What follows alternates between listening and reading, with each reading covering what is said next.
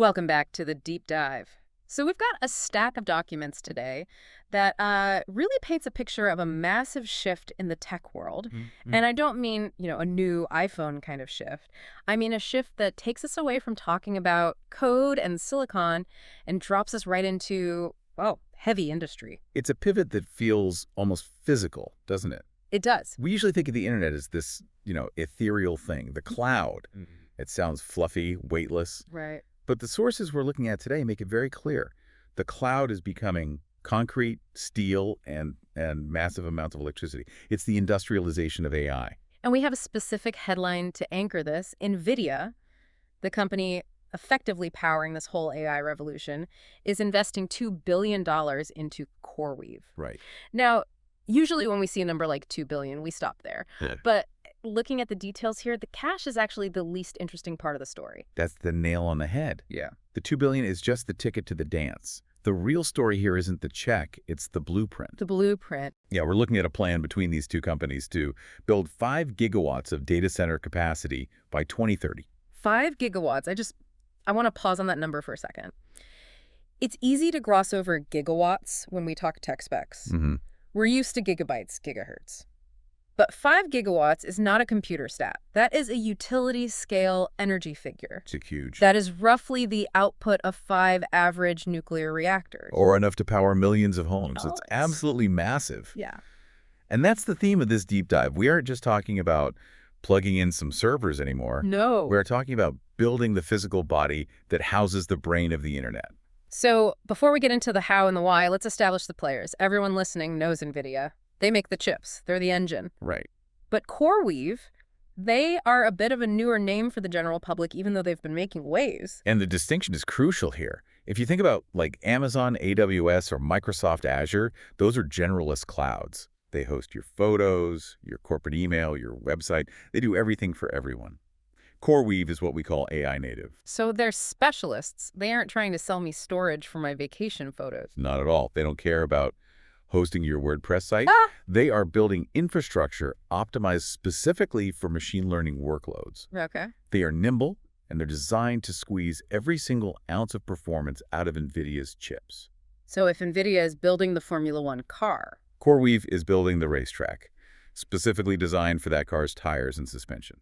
that's a helpful frame. So this deep dive is about why NVIDIA just bought a huge chunk of equity in that racetrack at what? $87.20 a share? Exactly. We need to unpack what AI factory infrastructure actually means and why this signals a move from, experimentation to production. That word production is the key driver here. Let's start with the money. $2 billion. NVIDIA isn't a venture capital firm. They're a hardware company. Why write a check this big to a partner? Well, it's strategic survival. It's a vote of confidence, sure, but it's also a way to secure their own future. Mm-hmm. NVIDIA is betting on CoreWeave's strategy Okay. of building a cloud platform that is wrapped incredibly tightly around NVIDIA's hardware and software. Mm-hmm. By owning a piece of the company, they're aligning their incentives. So it feels like a tightening of the ranks. Instead of just selling chips to whoever wants them, NVIDIA is helping build the house where the chips live. Think about where we are in the AI timeline. For the last, 3 or 4 years, we've been in the R&D phase. Right, the experimentation phase. It's been all about, wow, look what ChatGPT can do. Look at this image generator. Everyone's been figuring out the capabilities in labs. It's been a playground. Mm-hmm. But now companies are trying to actually run businesses on this stuff. And that is a totally different ballgame. Yeah. When you move from a lab experiment to a product that millions of people rely on, you can't have downtime. You can't have latency spikes. You need reliable capacity and predictable performance. And businesses are desperate for infrastructure that just works at scale. Exactly. So NVIDIA is looking at the landscape and saying, we need a partner who can guarantee that our chips will run perfectly for these enterprise customers. So they're saying, we believe CoreWeave is that partner. Essentially, yes. Yeah. And to ensure that happens, they are helping them build what they are calling AI factories. I got stuck on that term in the reading. AI factory? It sounds so industrial, like smokestacks and assembly lines. It does. Why that language? Why not just data center? Because the function of the building is changing. A traditional data center is a bit like a library or massive filing cabinet. It handles sporadic tasks. Like retrieving an email. Right. Or you stream a video. The servers are often sitting idle or running at low capacity until someone requests something. Okay, so it's passive storage, mostly. An AI factory is active. It is an energy-intensive production plant. When you are training a model, those chips are running at nearly 100% capacity, 24/7. They take in raw data and massive amounts of electricity, and they manufacture intelligence tokens, answers, insights. So it really is manufacturing. Raw materials in data and electrons, and a finished product out. And waste heat out. Lots and lots of it. That's why the engineering challenge is so different. And that brings us back to that 5 gigawatts by 2030 target. It does. To get to 5 gigawatts of AI compute, you can't just rent a floor in an office building. No, you need land. You need high-voltage power lines. You need heavy infrastructure. The source material highlights this beautifully. The bottleneck for AI right now isn't just the silicon. It's not the chips. We can make chips. The bottleneck is access to land, access to power, and the actual shells, the buildings themselves. It's just wild to think of NVIDIA, a cutting-edge tech company, worrying about concrete pouring schedules. And utility contracts. Yeah. But that seems to be the reality. It is. And that leads us directly into the specifics of this deal. The announcement wasn't just, here's money. They laid out a specific to-do list. The 4 pillars of collaboration. That's it. Let's walk through these, because I think they show exactly how this industry is maturing. Pillar number 1 was rapid build-out. This is the speed component. CoreWeave is going to operate this new infrastructure using NVIDIA's accelerated computing platforms. The goal is simply to meet the surging demand. People want compute, and they want it yesterday. Pretty much. That seems straightforward. Build it faster. But pillar number 2 is where NVIDIA starts playing a different role. Physical access. Right. The land and power. We touched on this. This is fascinating. NVIDIA is using its influence, and that $2 billion, to help CoreWeave secure these physical prerequisites. So it's a strategic advantage. It is. If you're a startup, you don't want to wait 3 years for a data center to be built. So if CoreWeave has the land and power locked down because NVIDIA helped them, they become the default choice for anyone who needs to deploy now. It's forward planning. They're securing the supply chain, but the supply chain isn't just resistors and capacitors anymore. Some real estate and electrons. Yes. Now, pillar number 3 is where I think we need to slow down a bit. It gets technical. Software validation. The documents mention tools like Async and CoreWeave Mission Control. Ah, yes. The secret sauce. Why is software so important here? I thought we were talking about factories and hardware. If I buy an NVIDIA chip, doesn't it just work? Not at this scale. You can have the fastest car in the world, to go back to our analogy, but if the transmission doesn't talk to the engine, You're not going anywhere. you're not going anywhere.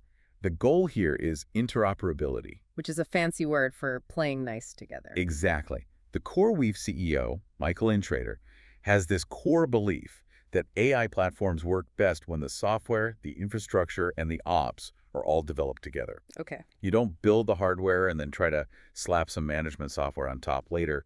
You build them as a single unit. So they're validating tools like Sync to make sure it integrates perfectly with NVIDIA's reference architecture. Right. And reference architecture is basically NVIDIA's recipe for how their chips should be used. So it removes the friction. It makes the complexity disappear. Yeah. For the developer, it just works. Okay, so pillar 3 is making sure the brain talks to the body.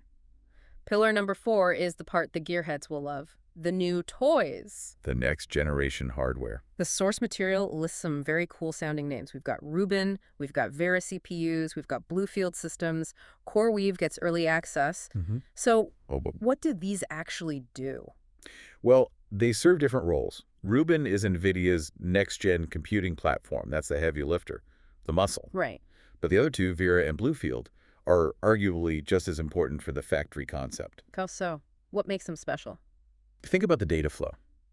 In an AI factory, you have thousands of GPUs. Yeah. They have to talk to each other constantly. Sharing massive data sets. In milliseconds. To train these giant models, so if the communication between the chips is slow, it doesn't matter how fast the chips themselves are. It's the Ferrari in traffic problem. That's it, exactly. If your networking is slow, your super fast Rubin chip is just sitting there idling, waiting for data. That's wasted money. And that's where Bluefield comes in. Right. Bluefield is a data processing unit, or DPU. It handles the networking and security tasks, offloading them from the main CPU. It's like a dedicated traffic controller for every intersection. Okay, so it clears the roads. And Vera. Vera represents the new CPU architecture to manage all these complex workloads. So by giving CoreWeave early access to all this, Rubin, Vera, and Bluefield, NVIDIA is basically letting them build the most efficient factory possible. And for CoreWeave's customers, it means they get to drive the newest Ferraris on the smoothest track before anyone else. That is a massive competitive advantage. I want to zoom out a bit. We've talked about the deal, the factory concept, the tech.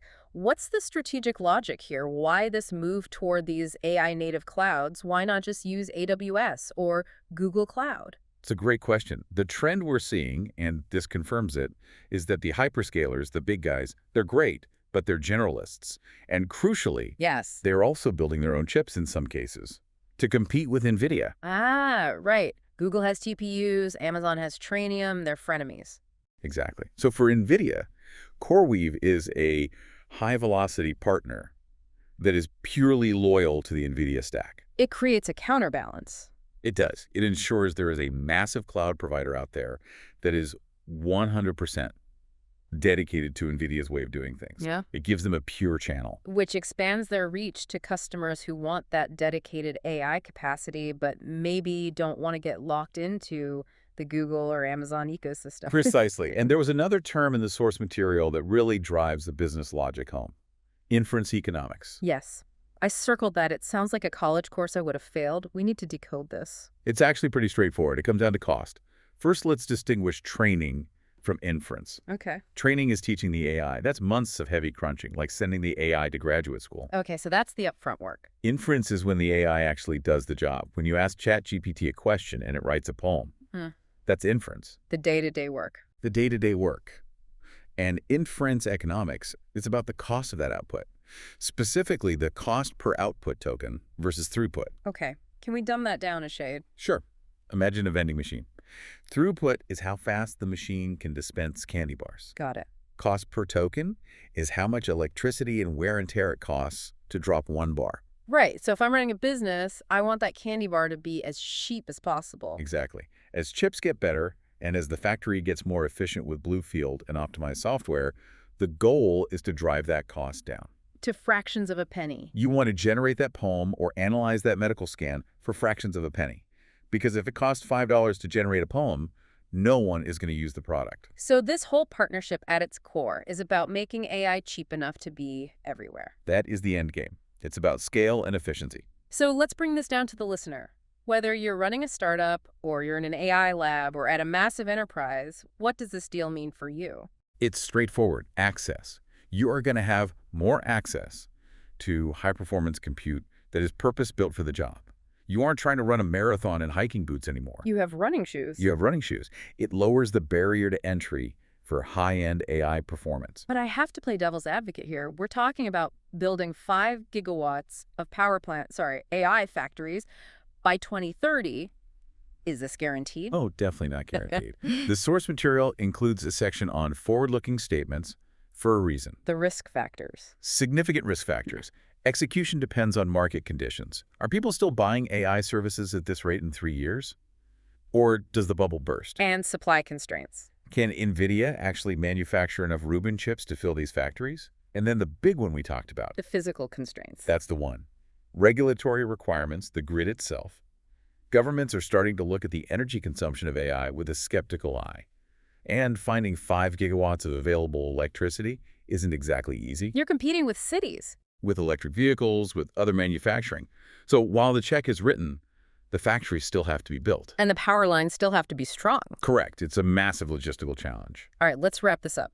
We've covered a $2 billion bet on a future where AI isn't just code, but industrial-scale factories. We've moved from the idea of server farms to energy-intensive production plants that manufacture intelligence. And that realization that this is heavy industry is the key takeaway. AI is forcing the tech industry into an infrastructure expansion cycle that looks more like building a national power grid than launching a new app. It really changes how you look at the future of tech. It's less about the next clever algorithm and more about civil engineering. It really is. And here is a final thought to leave you with, connecting back to something Jensen Huang, NVIDIA's CEO, said. What's the thought? Well, if these data centers are becoming massive, energy-intensive production plants, think about the timeline. Building a factory takes years. Yeah. Securing gigawatts of power takes years. We are moving into an era where compute planning looks like city planning. You can't just spin up a server in 5 minutes if the building hasn't been built yet. Exactly. So the question is, how will this reshape how quickly any new product can come to market? If you have a brilliant idea for an AI tool, you might not be limited by your coding speed anymore. You're limited by concrete. You might be limited by whether there's enough concrete poured and power lines strung in a field in Ohio to run it. That is a sobering thought. Innovation pacing linked to construction permits. Welcome to the industrial age of the internet. Well, on that note, we're going to let you mull over the industrialization of the cloud. Thanks for listening to this deep dive into the NVIDIA and CoreWeave partnership. We'll catch you on the next one. Goodbye, everyone.